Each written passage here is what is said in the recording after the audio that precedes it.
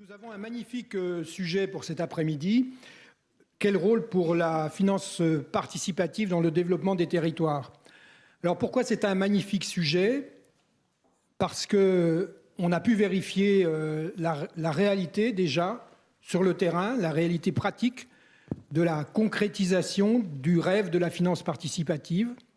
On sait qu'avec la finance participative, les créateurs peuvent tester un marché, peuvent trouver des financements, mieux que dans le système financier classique. On sait que les startups peuvent trouver des investisseurs. On sait que des PME peuvent trouver des prêts dans des conditions tout à fait intéressantes et complémentaires de celles du marché. On sait que des projets locaux d'investissement peuvent être partagés avec les épargnants dans des conditions tout à fait nouvelles, partagés financièrement et plus que financièrement, je crois. Et on sait aussi que nos compatriotes, nos territoires peuvent devenir acteurs de tous ces projets, acteurs de leur développement et de leur accomplissement personnel. Alors cela, on le sait, mais lorsqu'on observe la réalité, on s'aperçoit qu'il y a des marges de progrès qui sont extrêmement considérables et que cette réalité, elle est encore un petit peu chiche. C'est-à-dire qu'il y a très peu de projets qui sont financés, il y a très peu de professionnels qui connaissent vraiment, même les professionnels du développement, qui connaissent vraiment les règles d'utilisation de la finance participative et donc qui sont en mesure de conseiller les porteurs de projets. Il y a très peu de collectivités, très peu de réseaux d'appui à la création d'entreprises qui sont vraiment sensibilisés. Et donc on a un gros problème, mais qui est un problème qui doit être facile à régler, je pense, qui est un problème de sensibilisation, de pédagogie, de diffusion, de vulgarisation. Et c'est sur ce problème que je crois on peut mettre l'accent maintenant, puisqu'on a des certitudes sur la qualité de la promesse et de sa réalisation, et qu'on a effectivement une présence territoriale très faible. Alors, on peut d'autant plus le faire qu'on a vérifié avec un certain nombre d'expériences que cette réalité, ce travail pédagogique, on pouvait l'influencer. La pédagogie, on pouvait avoir une pédagogie pour diffuser les pratiques et la connaissance de la finance participative.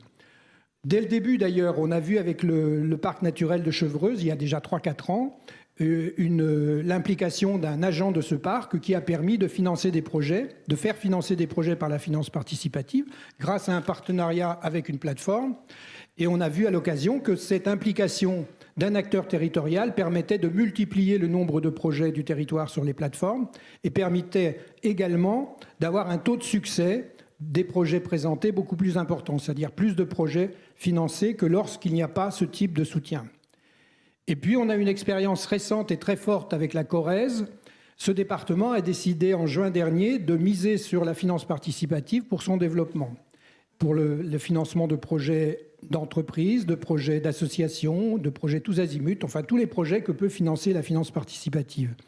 Et en quelques mois, grâce à un certain nombre de réunions, de formations, d'animations, très bien repris d'ailleurs par la presse, on a pu voir effectivement se multiplier les projets présents sur les plateformes. Au début, on avait de 1 à 3 projets par mois qui apparaissaient. En fin de période, au bout de 6 mois, on avait de 1 à 2 projets, et en fin de période, de 3 à 5, c'est-à-dire qu'on n'avait plus que doublé la fréquence d'apparition des projets. Et on avait des centaines de projets qui étaient identifiés, dont plusieurs dizaines en situation d'accompagnement. Tout ça pour dire que ce travail pédagogique, ce travail d'initiation, de sensibilisation, il est possible, on a des techniques pour le réaliser, et donc il faut absolument que nous transformions l'essai. C'est-à-dire que la finance participative, ce n'est pas simplement un sujet pour se réunir entre spécialistes de temps en temps aux assises à Bercy, c'est un sujet d'intérêt national et c'est surtout à l'échelle des territoires qu'on va pouvoir faire ce travail pédagogique. Donc je souhaitais cette entrée en matière pour un petit peu situer le cadre dans lequel on s'exprime cet après-midi. Voilà. Et donc on va d'abord, chacun va se présenter peut-être en introduction de sa propre présentation. D'abord, on va voir BPI, puis la Caisse des dépôts, puis l'Association des administrateurs de France, et puis Arnaud Leroy, qui est un député allié de notre mouvement, on peut le dire. Vincent? Donc, 6 minutes par intervenant, et puis la possibilité ensuite d'avoir quelques questions. Merci. Merci André, tu fais bien de préciser parce que je pensais parler 30 minutes, mais bon, on va faire court. Bien, bonjour à tous, je suis Vincent Noffi, donc je représente BPI France, son directeur général Nicolas Dufour n'ayant pu se rendre disponible aujourd'hui. Et pour ma part, chez BPI France, je m'occupe du financement de l'offre et de son déploiement. Un mot très court sur BPI France. Nous sommes une banque publique dont les deux actionnaires sont l'État, notre hôte d'aujourd'hui, et à parité, la Caisse des dépôts, représentée par Gabriel à ma droite. Et notre mission est de financer les entreprises.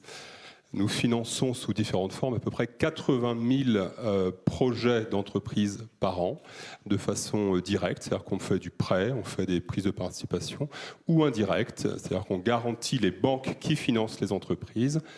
Et donc notre mission en tant qu'acteur public est de faire en sorte que tous les réseaux et les collectivités, tous ceux qui s'intéressent au développement économique aillent dans le même sens et que, en tout cas, nous mettons à disposition nos moyens pour les aider à remplir leur mission.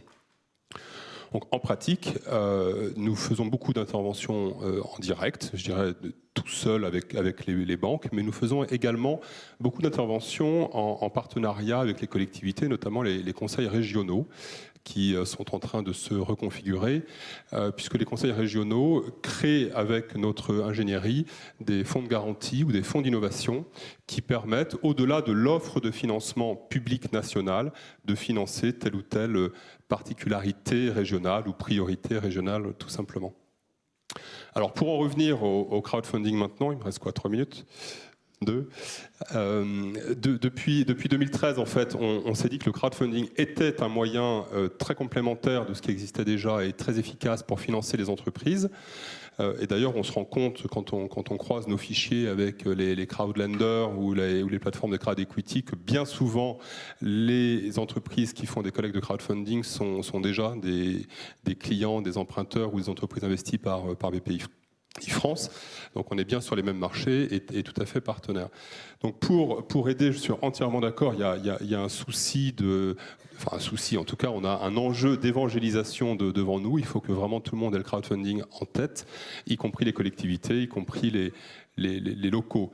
Alors ce qu'on a fait pour apporter notre eau à ce projet d'évangélisation, ça a été en 2013 de créer un site qui s'appelle tousnosprojets.fr, qui est en fait le seloger.com du crowdfunding. Donc toutes les plateformes, à peu près 41 plateformes aujourd'hui, nous livrent quotidiennement leurs projets en cours de collecte et on met ça sur un site unique, donc ce qui évidemment facilite la vie de celui qui a envie de financer un projet et qui recherche, je ne sais pas, un apiculteur ou autre. Du coup, il va avoir tous les projets d'apiculteurs de France sans avoir à faire le tour des 41 sites français de crowdfunding. Donc ce matin, il y avait 1016 projets en ligne, ils sont tous des collectes en cours et j'ai pu mesurer que 76% d'entre eux étaient hors Île-de-France. Donc quand on parle de territoire, vous voyez que c'est effectivement toutes les provinces de France qui sont représentées. Cette fois, le poids économique de l'Île-de-France est peut-être moindre que dans les sujets traditionnels, tant mieux. Donc les idées sont partout, les porteurs de projets sont partout et le crowdfunding est manifestement partout. Il faut irriguer ces territoires. Alors pour porter cette bonne parole avec l'association Finance Participative France, que je remercie pour l'invitation aujourd'hui, nous avons depuis 2014 également entrepris des tours de France de financement participatif, dont le but est vraiment d'évangéliser, donc de faire connaître aux porteurs de projets, aux contributeurs, aux collectivités, ces nouveaux moyens de financement des projets auxquels nous participons. Et puis bien sûr, les plateformes de crowdfunding sans qui rien ne se passerait sont des entreprises en général comme les autres, quelques associations, mais en général sont des entreprises. Donc ce sont aussi des structures qui sont éligibles au financement de BPI France. Et il s'avère que nous en avons financé un bon paquet, soit sous forme d'aide à l'innovation, soit en prise de participation directe. J'en conclus avec un mot sur ce qui est aujourd'hui notre gimmick, notre moyen d'aider les collectivités dans leur rôle de communication sur le crowdfunding, c'est tout simplement de leur donner le moyen de diffuser le contenu de tousnosprojets.fr, c'est-à-dire les sites en cours de collecte de leur région sur leur site. Donc c'est un widget gratuit qui est mis à leur disposition. Avec 36 000 communes en France, on devrait pouvoir déployer les accès à cette information et donner un coup de pouce au crowdfunding. Merci. Très bien, merci Vincent. Et d'ailleurs, oui, c'est important de signaler le fait que tous nos projets peuvent être tout à fait appropriés par un département. C'est ce qui s'est passé en Corrèze. Et évidemment, c'est très facile, à moindre coût pour le département, d'avoir ainsi un portail qui ouvre sur l'ensemble des ressources connues. Voilà. Donc, s'il y a des questions, on peut les prendre à ce stade, s'il y a une ou deux questions. Sinon, on passe alors la Caisse des dépôts et le crowdfunding à l'échelle des territoires. Merci. Donc, je suis Gabrielle Gauthier, en charge de la direction des investissements et du développement local à la Caisse des dépôts. Alors, la Caisse est un investisseur d'intérêt général dans les territoires, dans tout un tas de domaines, en accompagnement, comme on dit, des transitions. Donc, elle investit dans les infrastructures, dans l'immobilier, dans des projets de tourisme, dans les ENR, dans des projets numériques et dans la création d'entreprises, et tout particulièrement dans l'économie sociale et solidaire. Alors, le but de ma direction, c'est de relancer à un moment les projets d'investissement local sur notre territoire, à un moment où notre pays en a particulièrement besoin et où globalement la dotation des collectivités locales est en baisse et où donc de nouveaux modes de financement des infrastructures locaux, du patrimoine local sont recherchés activement en partenariat avec le privé. Alors pour nous, le crowdfunding permet, c'est l'accompagnement des transitions, c'est une transition, c'est un nouveau mode de financement qui est plus, comme son nom l'indique, plus participatif, qui induit également, qui modifie les projets et la gouvernance des projets locaux, qui va jusque-là, qui fait également nous sommes particulièrement intéressés par l'investissement dans les projets qui ont un impact environnemental et sociétal, tout en réalisant bien sûr un investissement financier, donc qui ont une externalité positive, comme on dit, au-delà du retour sur investissement, donc qui modifie l'environnement, l'économie d'une région. Alors, pourquoi est-ce que nous nous intéressons au crowdfunding et pourquoi est-ce qu'il nous paraît tout à fait légitime, car il correspond un peu à notre ADN. Et de quelle manière allons-nous le faire? La première chose, c'est comme je vous disais, c'est la renonce et l'appropriation par les territoires de leurs projets d'infrastructure. Je voyais d'Artagnan, on a une relance du tourisme et on est en train d'essayer de trouver les moyens de financer notre patrimoine culturel, justement. Nous sommes également très investis dans tout ce qui est ENR, comme je vous le disais. Donc, la première manière dont nous allons travailler avec la finance participative, c'est une démarche un petit peu de test and learn. Nous n'allons pas choisir une plateforme plus qu'une autre et nous n'allons pas financer, comme ça nous est souvent demandé, une plateforme plutôt qu'une autre. Nous souhaitons, première manière déjà, nous souhaitons co-investir, amener nos projets d'investissement et les proposer à des plateformes que nous aurons peut-être préalablement sélectionnés en raison de leur appétence particulière pour tel et tel secteur. Je vous donne des exemples. Donc, dans les secteurs dans lesquels nous sommes déjà investisseurs et qui participent un peu justement donc à l'ADN de ce financement participatif. La transition énergétique, le photovoltaïque, les éoliens. Nous souhaiterions pouvoir ouvrir les tours de table au crowdfunding à des projets d'ENR qui sont souvent matures ou qui sont ancrés dans le territoire et qui ont ou à des projets qui ont un impact énergétique et écologique. Deuxième sujet, l'ESS. L'exemple des coopératives. Pourquoi est-ce qu'on ne pourrait pas ouvrir au financement participatif des projets de coopératives, comme les SIC par exemple, qui ont des projets souvent avec un fort ancrage local, qui portent des valeurs de solidarité, de transparence, de pérennité, qui sont recherchés par les citoyens qui souhaitent investir dans des projets responsables. Troisième sujet, évidemment, l'immobilier local et le tourisme. Je vous voyais, c'est la plateforme d'Artagnan. Par exemple, nous sommes investisseurs en Midi-Pyrénées, dans une SCI qui a racheté l'immobilier d'activité financé par du crowdfunding sur la plateforme de Wizid. Bon. Nous cherchons également à rénover, des moyens de rénover le patrimoine culturel et touristique. Nous essayons de mettre en place une part de ce plan dit Fabius sur le tourisme. La rénovation du patrimoine culturel est quelque chose dans lequel nous sommes très impliqués. Les infrastructures, en particulier les infrastructures locales. On pourra imaginer d'offrir les projets d'infrastructures. Il y a beaucoup de collectivités qui envisagent de rénover leur piscine, leur équipement. Ça, voilà. Donc, par exemple, je cite toujours le projet, l'action menée par WISID. Nous sommes intéressés par investir dans les aéroports régionaux. WISID avait lancé Rachetons l'aéroport de Toulouse, qui avait récolté quand même 20 millions d'euros. Donc, pourquoi ne pas essayer, sur les projets que nous regardons, de les ouvrir à la finance participative? Enfin, l'économie mixte, les sociétés d'économie mixte, nous sommes actionnaires d'une très grande pourcentage des sociétés d'économie mixte dont certaines ont déjà recours à cette innovation financière. Et en tant qu'actionnaire des SEM, on pourrait impulser un positionnement innovant des SEM. Il y en a un certain nombre qui sont actifs d'ailleurs dans les ENR. La SEM Cergy, qui est déjà engagée dans 3 projets de financement de citoyens. 2 dans le photovoltaïque de toiture et 1 dans le parc éolien. Voilà. Donc ça, c'est le premier axe. C'est essayer de cofinancer avec le financement participatif. Le deuxième axe, c'est d'engager des réflexions pour nous-mêmes investir dans des outils qui financent des projets ouverts au financement participatif sur nos secteurs d'intervention.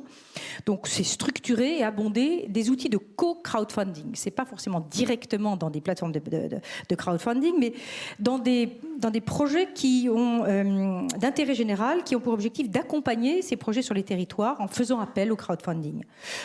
Par exemple, nous sommes déjà investisseurs dans des plateformes, dans des structures intermédiaires, des fonds de NR, des fonds dédiés à l'ESS, donc des fonds dédiés à nos objets d'investissement, qui nous permettent de mieux atteindre des projets de petite taille, par exemple, donc de démultiplier notre action d'investissement. Donc voilà un peu les projets que nous avons. Et enfin, évidemment, nous sommes prêts à utiliser le réseau de nos directions régionales, parce que nous avons quand même un réseau sur le terrain, 800 personnes, qui connaissent les projets locaux, dont le quotidien est de causer avec les collectivités locales, c'est d'essayer de trouver justement ces montages innovants, donc de collaborer, d'essayer de sensibiliser les acteurs locaux, qui sont nos interlocuteurs, donc les collectivités locales, à ce nouveau mode de financement. Nous allons travailler avec l'association Financement Participatif, nous serons présents au Sénat le 27 juin prochain. Voilà, donc essayer d'inclure ce nouveau mode de financement qui correspond bien à notre ADN dans nos nouveaux outils. Très bien, donc là on a l'annonce, on peut dire qu'on a une annonce de réorientation, de nouvelle orientation dans un établissement qui est évidemment, qui va fêter ses 200 ans bientôt, qui est un établissement qui est dans la tradition financière et dans l'intermédiation de manière assez classique. Et cet établissement décide de prendre en compte cette nouvelle forme de participation des habitants dans les projets. Je pense que c'est une nouvelle assez forte. Très bien. Oui, c'est vrai. Nous sommes là pour nous adapter et accompagner les transitions, et celle-ci en est une de taille. Donc, très bien. Merci pour cette annonce très importante. Alors, Fabien Tastet, donc, présente-toi, et puis tu vas aussi nous aider à répondre à cette question pédagogique. Comment, dans les institutions publiques, on fait passer un message, et notamment quand c'est une bonne nouvelle, comment on la diffuse effectivement et comment on arrive à transformer, à influencer ces univers territoriaux. Bonjour à toutes et à tous, et merci de votre accueil. Aujourd'hui, moi j'ai un peu finalement un double statut en étant cet après-midi parmi vous. Je suis comme vous convaincu de la pertinence de ces modes de financement et de l'intérêt de les diffuser dans le secteur public local. J'en dirai un mot. Et en même temps, je fais sans doute partie des plus profanes dans cette salle, et c'est des gens comme moi qu'il faut arriver à convaincre. Notamment, pas que, mais c'est notamment des gens comme moi qu'il faut arriver à convaincre. Et je vais aussi en dire un mot parce que c'est l'idée de cette table ronde d'être un peu concret sur la façon maintenant d'avancer dans la diffusion auprès du secteur public local de ces outils de financement. D'abord, je suis comme vous, je le disais, assez convaincu de la pertinence de ces modes de financement participatif dans le secteur public local pour toutes les raisons qui ont été dites. Je ne veux pas y revenir. Je suis président de l'Association des administrateurs territoriaux de France. C'est l'association qui regroupe les cadres supérieurs et dirigeants de toutes les collectivités de plus de 40 000 habitants. Je suis d'ailleurs content d'avoir à côté de moi un des partenaires de l'association, mais j'y reviendrai parce que notre partenariat peut être fructueux justement pour les financements participatifs. Et on a un peu une marque de fabrique, l'association des administrateurs territoriaux, c'est qu'on essaie d'être à l'avant-garde des transitions, des transformations, des innovations, et il y en a beaucoup aujourd'hui, pour faire bouger, évoluer le secteur public local. On est beaucoup, notamment aujourd'hui, mobilisés sur des sujets d'innovation, de transformation managériale. On a créé une sorte de labo pour faire incuber les bonnes pratiques dans les collectivités. Et on est aussi beaucoup sur des mobilisations autour de l'innovation financière, parce que dans le monde des collectivités locales, il y a besoin aussi d'amener des idées nouvelles sur le financement, qu'il s'agisse de l'impôt, qu'il s'agisse de la dette, qu'il s'agisse par certains aspects, parfois, ce monde-là est un peu conservateur quand il s'agit de parler de financement. Donc on est, nous, très intéressés par la diffusion de cet outil qu'on croit utile pour toutes les raisons qui ont été dites. Et j'en rajouterai peut-être 2 qui sont spécifiques. Il y a évidemment la crise des financements. C'est très vrai pour les collectivités en propre comme pour le réseau des acteurs territoriaux. Donc il y a évidemment des raisons financières, vous l'avez dit. Moi, j'en rajouterai 2. Il y a la loi NOTRe. N'oubliez pas que la loi NOTRe va rompre les pratiques traditionnelles de financement des collectivités. Aujourd'hui, les collectivités, ça finance par de la subvention. Ça finance ses propres investissements par de l'autofinancement, de la subvention perçue et de l'emprunt. Et ça finance le développement territorial beaucoup par le système de la subvention. Subventions aux associations, etc., avec des montages divers. Aujourd'hui, avec la loi NOTRe qui supprime la clause générale de compétence et qui ne permet plus finalement à toutes les collectivités locales de quelque niveau que ce soit d'intervenir ensemble par le mécanisme de la subvention, aujourd'hui le monde territorial va se reposer la question du financement du secteur public local. La tradition de la subvention va être remise en cause et donc il va falloir aller chercher de nouveaux financements. Donc il y a ce facteur-là, impact de la loi NOTRe, qui est peut-être pas encore bien perçu par tous les acteurs locaux, mais ça va venir. Et donc voilà, c'est la fin de la tradition du mode de la subvention. Il va falloir inventer autre chose. Et puis il y a une deuxième raison, nous semble-t-il, pour laquelle les financements participatifs sont intéressants, c'est parce que évidemment dans nos collectivités, dans la période actuelle, on est tous à la recherche de refabriquer du lien social. On le sait bien, et j'ai pas besoin de m'y étendre. Et une façon aussi de refabriquer du lien social, c'est de retrouver un lien direct entre la contribution et le bénéfice de nos concitoyens dans le service public. Vous savez, aujourd'hui, il y a une sorte de voile d'opacité assez légitime finalement, parce que la démocratie représentative, c'est aussi, par ses impôts, confier des deniers publics à vos représentants qui décident de leur affectation sur un certain nombre de projets. Donc c'est le principe même de la représentation, de la démocratie représentative, et il faut le défendre. En même temps, on voit bien qu'aujourd'hui, il y a un besoin de lien direct chez nos concitoyens entre ce qu'ils donnent à la collectivité publique et ce qu'ils reçoivent. Il y a un besoin de désintermédiation, d'une certaine façon, qui est complémentaire à la démocratie représentative. Il ne s'agit pas de la remplacer. Il y aura toujours besoin du principe de non-affectation des recettes, etc.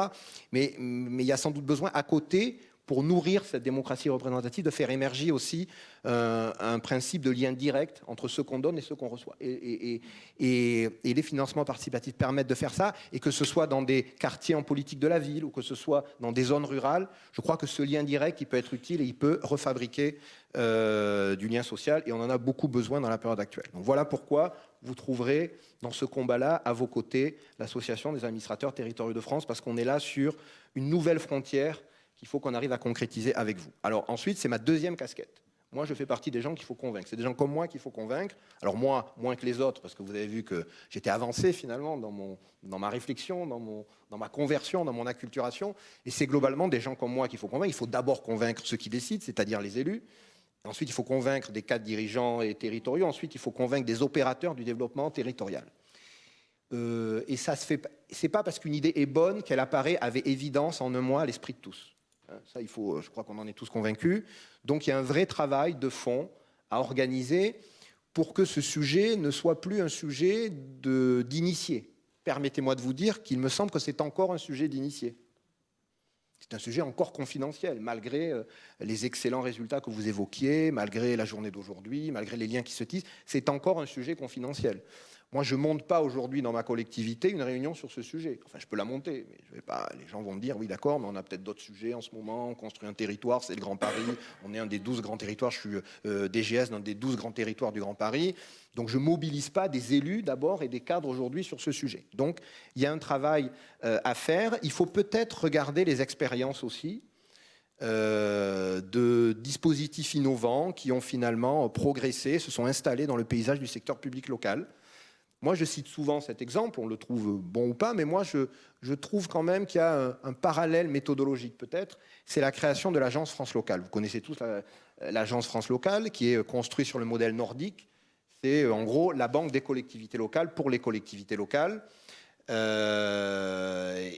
ça permet à des petites collectivités notamment, qui adhèrent à cette agence, de sécuriser des financements, ce qui est important en période de crédit crunch, enfin en période de risque de crédit crunch, un risque qui existe toujours, mais vous savez qu'on a connu ça à la fin des années 2000, on n'arrivait plus à avoir les 20 milliards qui sont nécessaires en ressources externes à financer le secteur public local, et des petites collectivités n'avaient plus accès à l'emprunt. Donc avec cette agence, qui est l'agence des collectivités pour les collectivités, les crédits sont sécurisés, ça permet à des petites collectivités, via l'agence, d'aller directement sur les marchés financiers, puisque l'agence emprunte directement sur les marchés financiers. Donc, dispositif innovant, à l'époque, on sortait du traditionnel prêt bancaire, je le dis à des banquiers, c'était pas concurrent, mais c'était une complémentarité nécessaire.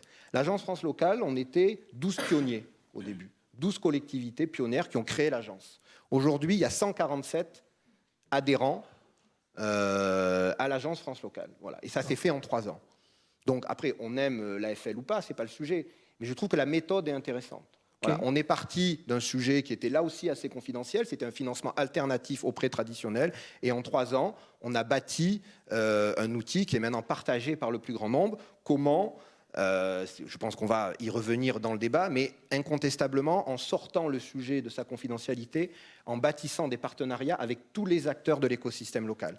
Ça veut dire d'abord les décideurs, les élus, ça veut dire travailler avec les associations d'élus, ça veut dire ensuite les cadres territoriaux, ça veut dire travailler avec les associations professionnelles, et il y en a beaucoup, et on en a cité aussi, parce qu'il y a aussi des spécialistes du développement économique à travers les agences de développement. Le grand public, c'est pas le sujet, parce que le grand public, les choses vont se faire. Ceux qu'il faut convaincre aujourd'hui, c'est les acteurs du système local, et il faut les convaincre en bâtissant des partenariats concrets avec notamment, je pense, la représentation institutionnelle de ces acteurs. Les associations d'élus, vous les connaissez. Il y a des associations professionnelles, j'en représente une, et d'ailleurs j'ai pris l'initiative de fédérer les associations professionnelles dans un regroupement plus grand qui s'appelle l'Entente. C'est un partenaire éventuel. Voilà, je crois que c'est en bâtissant des partenariats comme ça que vous allez avancer. Très bien, merci Bastien. Je rappelle d'ailleurs que la réglementation concernant le recours par les collectivités locales au crowdfunding a évolué en décembre dernier, sachant que notre sujet n'est pas principalement le financement de projets des collectivités. Ça fait partie du sujet, mais je pense que les collectivités ont un rôle encore plus important, celui d'animation, de relais, de pédagogie sur leur territoire, etc.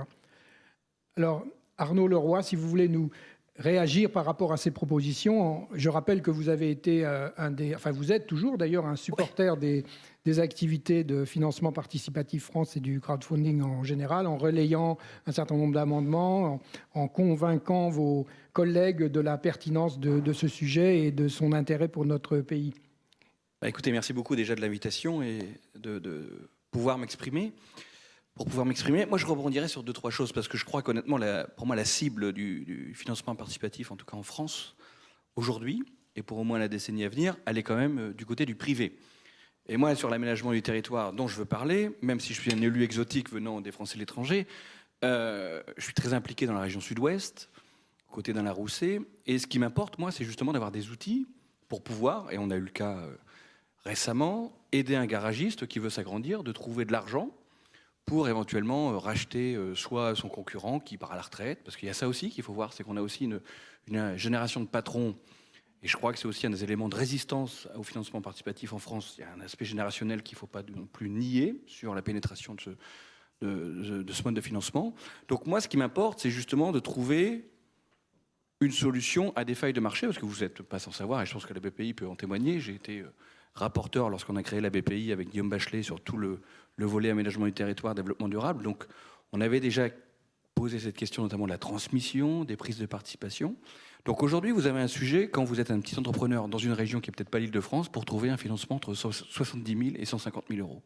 Donc, vous êtes pris aujourd'hui dans une machine à laver conséquente, et souvent, on le voit, ça a encore été dit par un ancien locataire de cette maison Arnaud Montebourg, pas plus tard qu'il y a 15 jours, on a un problème de financement de ce secteur-là de notre économie. Après, quand on grimpe aussi au-delà du 5-6 millions, on a aussi ces difficultés-là.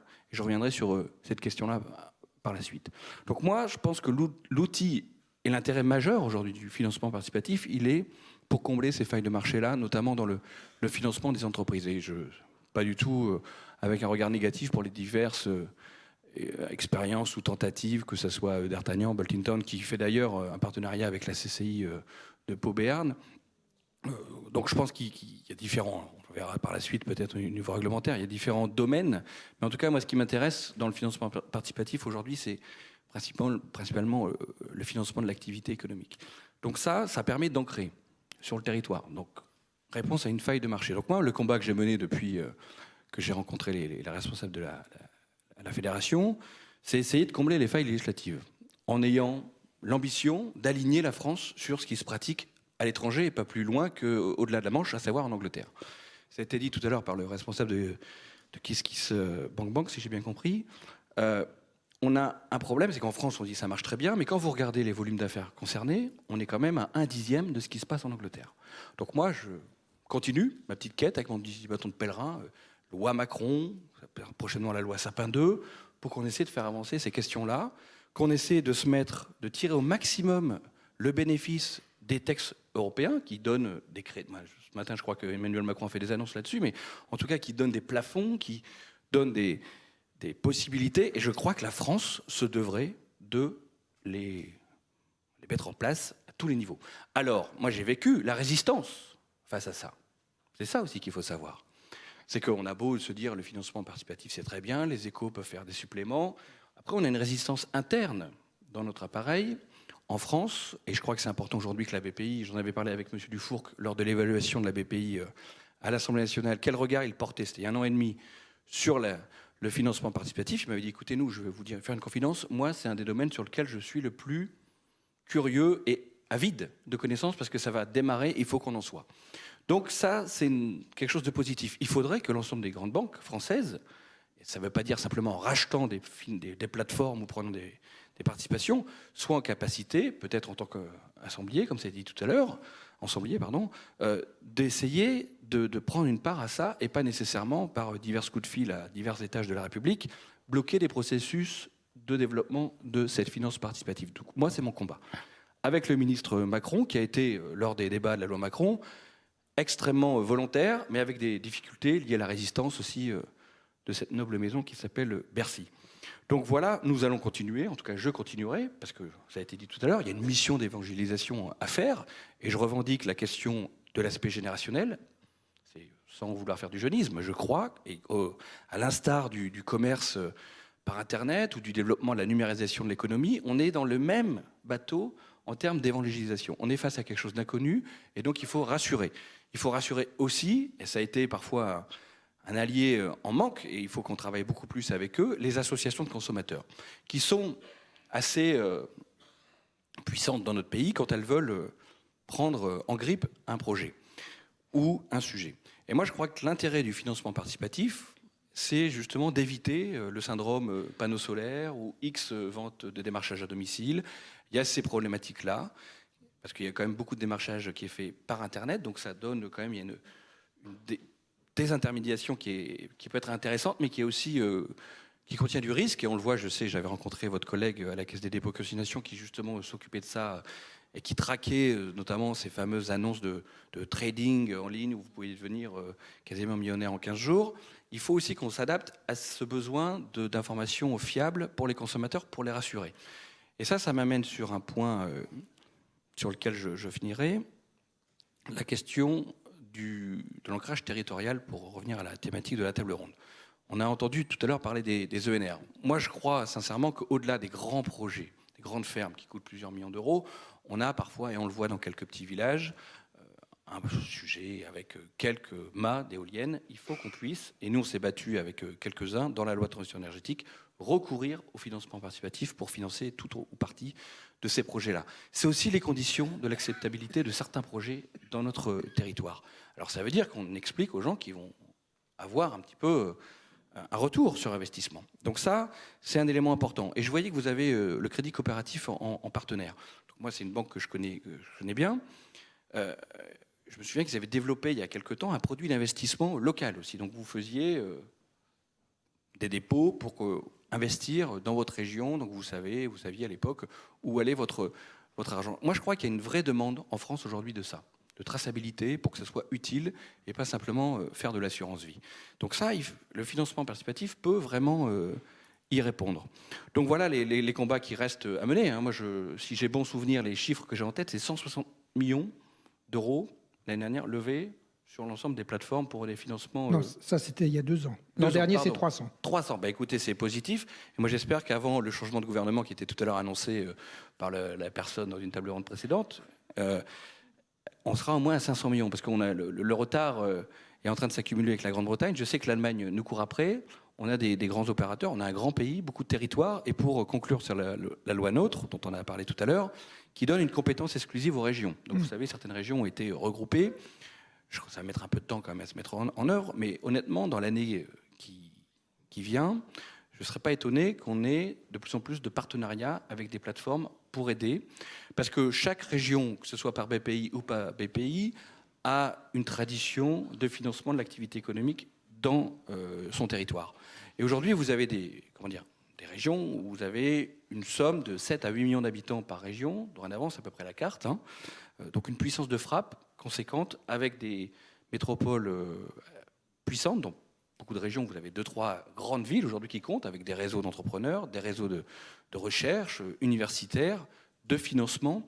Et donc vous avez quand même un terreau qui vous permet de travailler sur ces questions-là d'ancrage territorial pour développer et justement construire cet écosystème qui parfois manque à notre République. Puissiez-vous nous aider à contacter l'ARF et à ce qu'elle réponde positivement. Nous, on essaie de travailler avec l'ARF parce que ça nous paraît être un canal de communication tout à fait important par rapport à ces régions et ces régions nouvelles. Et jusqu'à maintenant, c'est vrai que même ces grands réseaux, on a beaucoup de mal à les mobiliser. Donc si vous avez des contacts privilégiés, ils nous seront très utiles, je pense. Merci. Voilà, on a le temps de prendre quelques questions.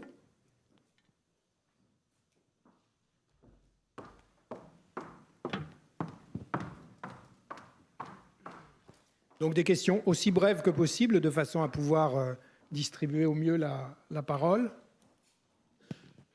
Bonjour, merci pour cette intervention. Boris, je m'appelle Boris. Donc je suis venu ce matin d'Orléans. La journée, le billet de train et déplacement, tout ça, c'est 100 €. Est-ce que je peux aller voir ma région pour lui demander, je suis porteur du projet, est-ce que je peux aller voir ma région pour lui demander une participation sur ce financement de cette journée? Et si ce n'est pas le cas, est-ce qu'on peut commencer et faire un début de solution ensemble? Merci. Là, on transmettra la question. Je ne suis pas sûr qu'on soit en mesure d'y répondre maintenant. On va prendre plusieurs questions.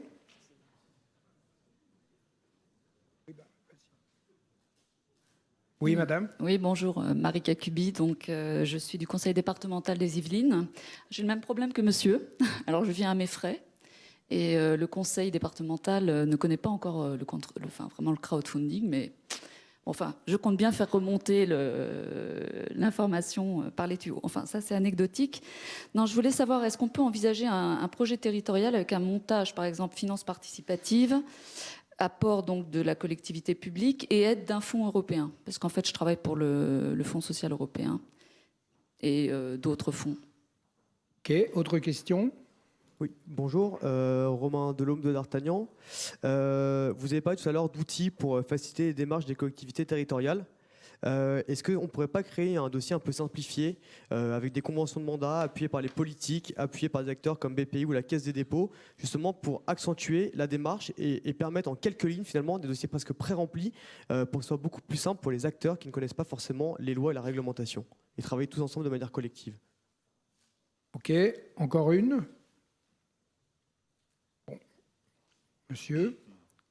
Merci. René Dubois, chef d'entreprise en retraite, j'ai 70 ans.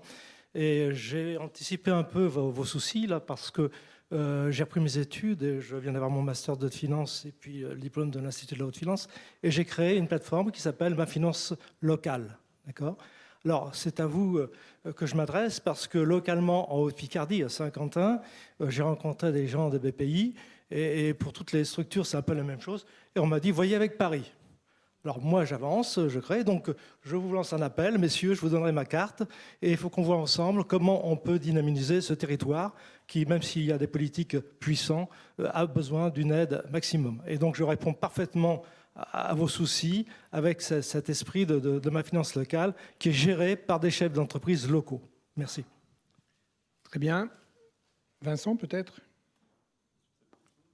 Oui, enfin, sur ce que tu... Je vais faire un peu de sélection. Ce qui m'a le plus interpellé, c'est votre proposition de dire est-ce qu'on ne peut pas pré-packager quelque chose pour que les collectivités puissent plus facilement aller vers le crowdfunding. De ma petite expérience, parce que j'ai pu voir, c'est les collectivités qui ne savaient pas très bien par quel bout prendre le sujet. Le réflexe premier étant de vouloir créer une plateforme. Bon, il y en a beaucoup des plateformes. Je pense qu'à elles toutes, elles font absolument tout ce qu'il y a à faire. Donc l'idée est probablement de trouver d'autres schémas de collaboration avec les plateformes qui relèvent quand même d'activités plutôt privées. Et de ce point de vue, je ne veux pas couper l'herbe sous le pied de Gabriel, mais je pense que la Caisse a des services d'accompagnement en ingénierie pour les collectivités qui devraient pouvoir les permettre de les conseiller là-dessus. Je voudrais simplement, peut-être avant de te passer la parole, dire que aujourd'hui, dans les conventions que nous avons dans le cadre de tous nos projets, donc avec les partenaires, donc bientôt D'Artagnan, bientôt ma finance locale, je l'espère, on a une sorte de petit contrat formel qui stipule que qui prévoit déjà le cas, qui prévoit déjà la configuration où vos projets en cours de collecte vont pouvoir aller directement sur des sites de collectivités.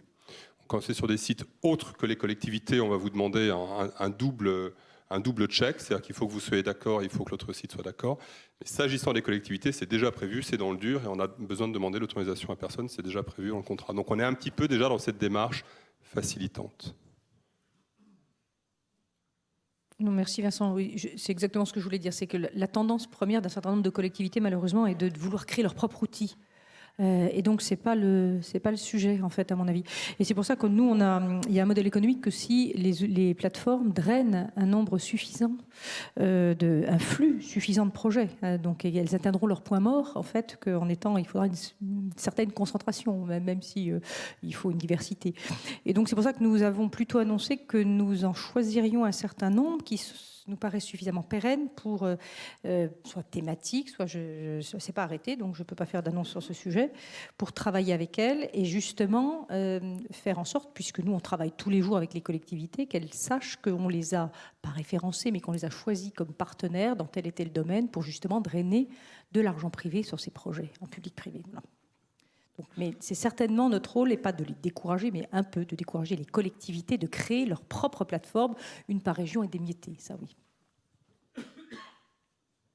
Oui, et lorsqu'il y a des partenariats privilégiés avec une plateforme, on peut conseiller également que ce partenariat ne soit pas exclusif, parce qu'une plateforme ne traite pas l'ensemble des questions, n'est pas universelle. Donc il faut absolument avoir une approche ouverte, je pense. D'autres questions ? Oui, pardon. Oui. La question sur le projet territorial de financement, là, avec une participation des fonds européens, de la collectivité et du financement, je pense que c'est un sujet quand même.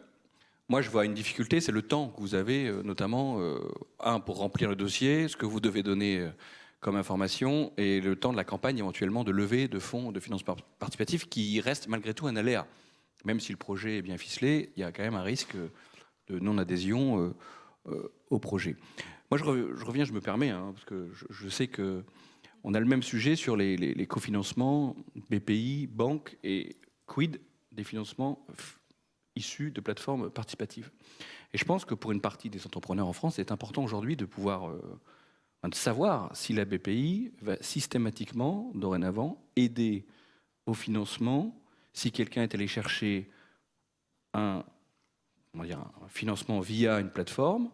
Est-ce que ça vaut tout le temps prêt bancaire, donc garanti de la même façon par la BPI ou complété? Alors, d'ailleurs, sur cette question, je trouve intéressant de parler d'expérience anglaise. C'est pas pour fuir la question, je vais y répondre. Parce que la réglementation anglaise impose à un banquier qui refuse un crédit de faire la promotion du crowdfunding et d'orienter vers des plateformes. Donc ce qui est vraiment super déjà. Mais au lieu de dire non, moi j'aime bien pouvoir dire oui à un crédit. Donc effectivement, pour répondre à votre question, oui, aujourd'hui on a, depuis 2 ans à peu près, tous les produits de financement plutôt petits. Donc vous citiez une faille dans le 70-150 000 euros. Donc on a commencé par des petits prêts, notamment le prêt à l'économie sociale et solidaire, donc qui va de 10 à 50 000 euros. On considère le collatéral que constitue une levée crowdfunding comme aussi valable qu'un crédit bancaire. Et c'est également vrai pour un autre prêt qui ressemble beaucoup, qui est le prêt Cartier. Et on est en train d'imaginer un petit prêt en partenariat avec les régions, parce que la faille, elle n'est pas forcément sur toutes les formes de crédit, notamment le crédit d'équipement, tout ça, il n'y a pas réellement de faille, même pour les TPE, PME.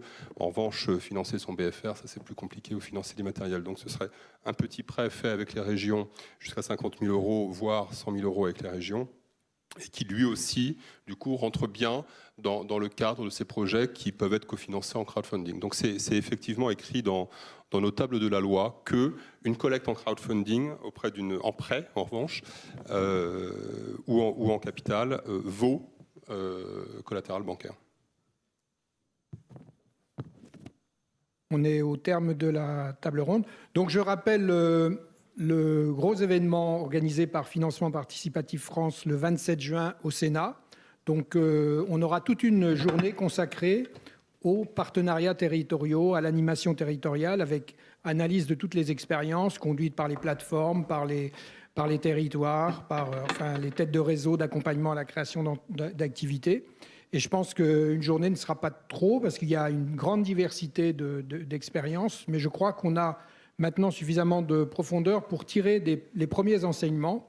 Et c'est évidemment à partir de ces enseignements qualifiés qu'on arrivera aussi à convaincre tout le reste du pays, si je puis dire. Voilà, merci, et donc au 27 juin.